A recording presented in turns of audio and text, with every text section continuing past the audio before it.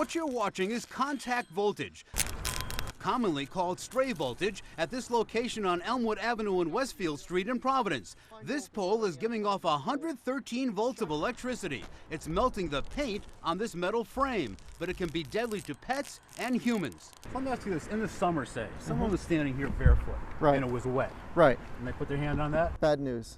Yeah. Wet feet, you've got conductivity there because of the moisture. You put your hand on that, you make a path to ground. That's when you get shocked. It's 113 volts. 113 volts, that's line voltage. And It's that'll same kill as, you. absolutely, same as a wall socket in your house. That's it.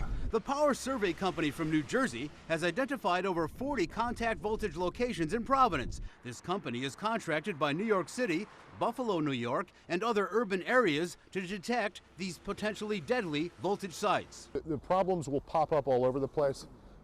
We do repeated testing in cities around the country. Some cities we do 12 times a year. Right? We find, in some cases, hundreds and hundreds of new problems. Here at the lower end of Atwells Avenue, another light pole spewing out voltage right into the ground. 83 volts right there in the ground. So this is what makes us dangerous. There's wet ground here. This is something that a dog could step on. They step on something like that that's got 60 volts on it. Their other foot's over here, it's got 90 volts on it. They see 30 volts across the body, 50 volts across the body, that's when they get a shock. And what would that do to a dog? Well, that could kill a dog. Absolutely. Following the electrocution of Luna, animal rights advocates and pet lovers in general want something done about stray voltage. I just have a vision of that dog dying, and as you know, I just had to figure out what the real cause of it and whether it was systemic and whether it was a threat to other people and other animals.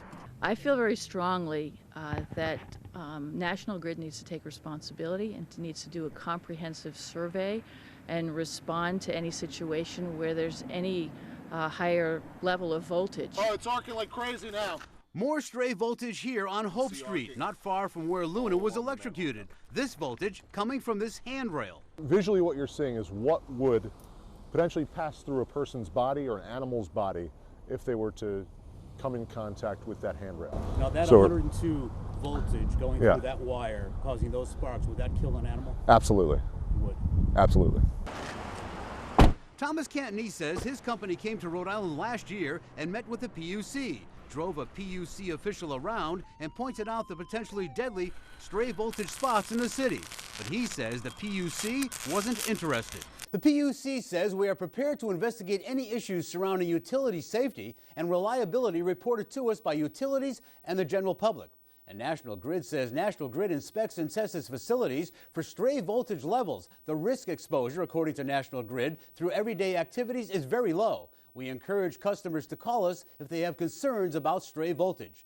And you can go to our website, turnto10.com, to see a complete interactive map of the 47 locations where stray voltage was detected. Use the keyword voltage. Jim Terracani, NBC 10 News. Active